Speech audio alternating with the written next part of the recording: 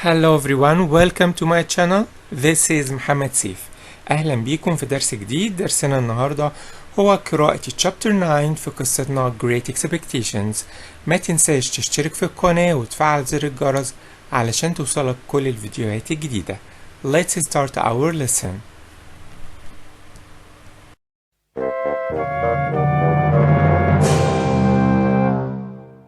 Chapter 9 I Come of Age.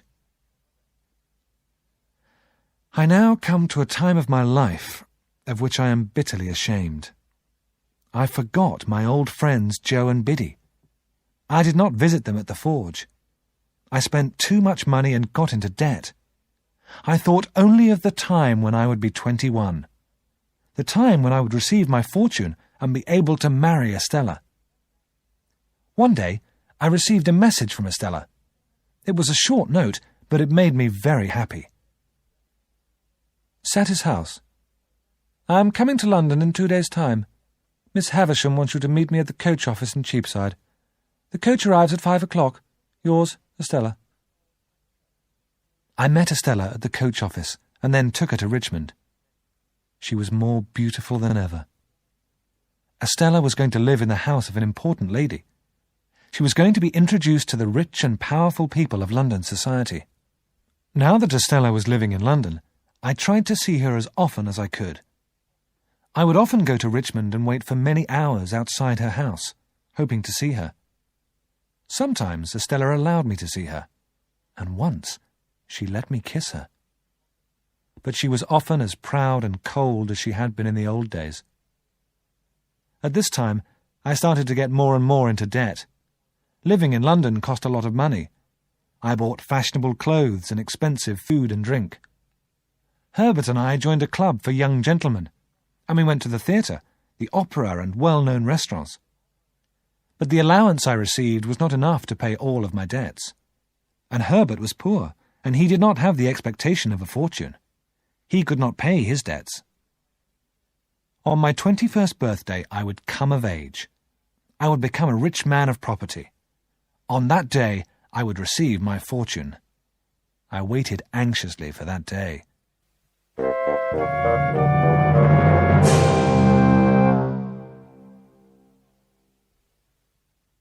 I had not seen Biddy and Joe for many months. Then one day a letter arrived from Biddy with bad news. My sister, Mrs. Joe, was dead.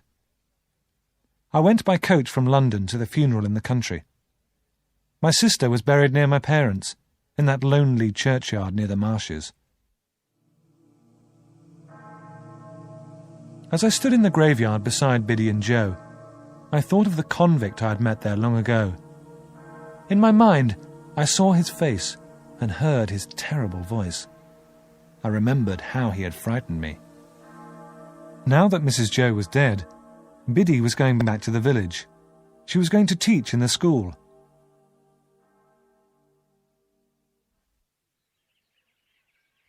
After supper, I walked with Biddy in the garden. Biddy told me in her quiet way how much Joe loved me and how good he was. I know that, Biddy, I said quickly. I won't forget Joe now he's alone. I shall come here to see him often. Biddy said nothing. Didn't you hear what I said, Biddy? I asked. Yes, Mr. Pip.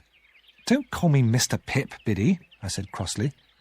And why don't you answer my question? Are you quite sure that you will want to come from London to see Joe? Biddy said at last, looking at me carefully. What a terrible thing to say, Biddy, I cried. You have shocked me very much. She did not answer. I slept badly that night, for Biddy's words had upset me. When I got up in the morning, Joe was already at work in the forge. I went in and shook him by the hand. Goodbye, dear Joe. I shall be back soon, and often, I said. Never too soon, sir, and never too often, Pip, old chap, Joe replied. I shook hands with Biddy too, although I was still a little angry with her. But Biddy was quite right, of course. In London my thoughts were only of Estella and my great expectations. I did not go back to see Joe, as I had promised.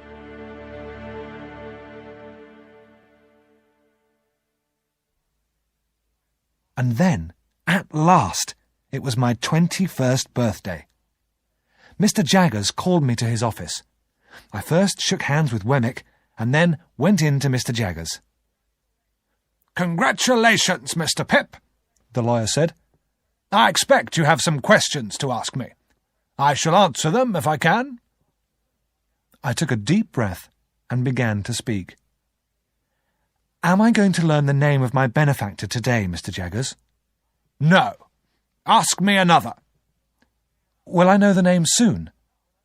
"I can't answer that at the moment," Mr. Jaggers said. "Have you another question?" "Have I anything to receive, sir?" Mr. Jaggers smiled and asked me a question. "You are in debt, I suppose?" I said nothing. "Come, Pip, are you in debt or not?" "I'm afraid I am, Mr. Jaggers." "Of course, you know you are," he said. "Wemmick," he called, "give Mr. Pip that piece of paper. Now, take it in your hand and look at it, Pip." "This is a banknote for £500, I said in surprise. "Right, and that sum of money is yours, Pip. It is a small part of your expectations. You will have that sum of money each year. You will not get into debt. Later, you will learn the name of your benefactor. These are my instructions." I thought for a moment. Is it possible that my benefactor may come to London, or ask me to go anywhere else? "It is possible, but not yet," Mr. Jaggers said. "That is all I have to say at present, Pip." As I left Mr. Jaggers' office, I was already making plans. First of all, I must pay all my debts. Secondly, I wanted to help Herbert. Herbert worked hard, but he had no money and no expectations. I knew that Herbert would not accept money from me. So, with Wemmick's help, I made arrangements for him to become a partner in a small business in London. He would work hard and soon be able to marry Clara. My expectations would help them both.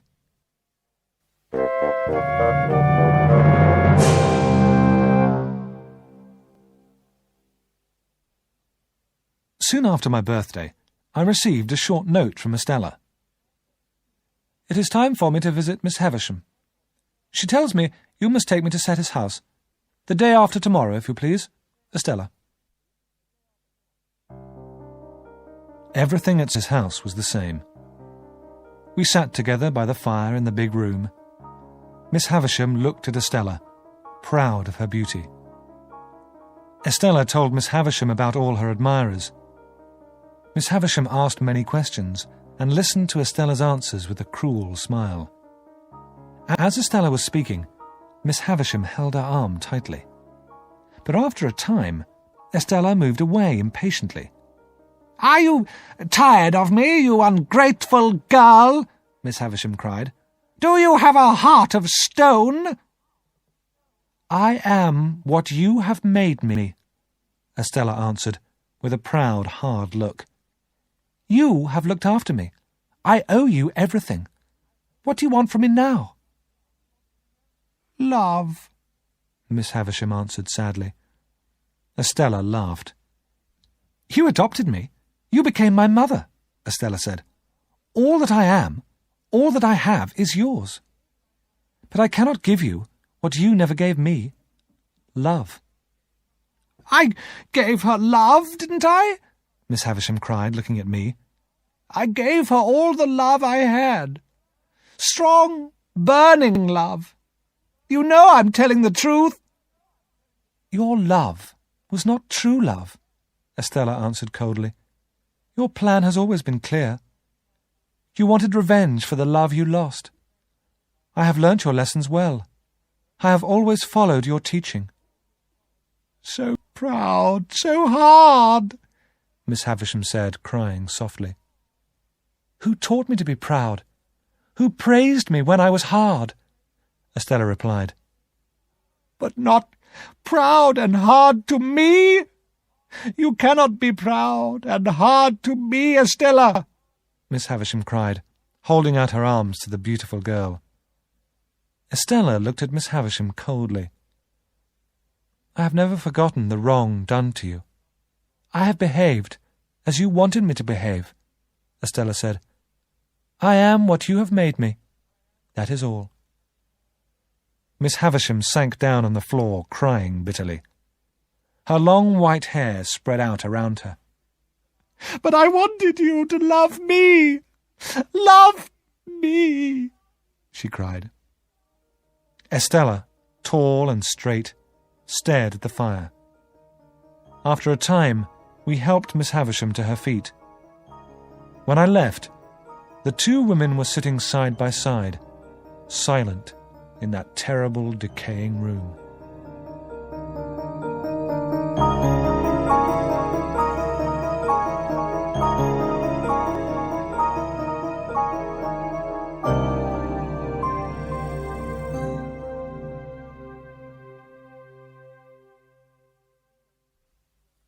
In London, Estella had many admirers.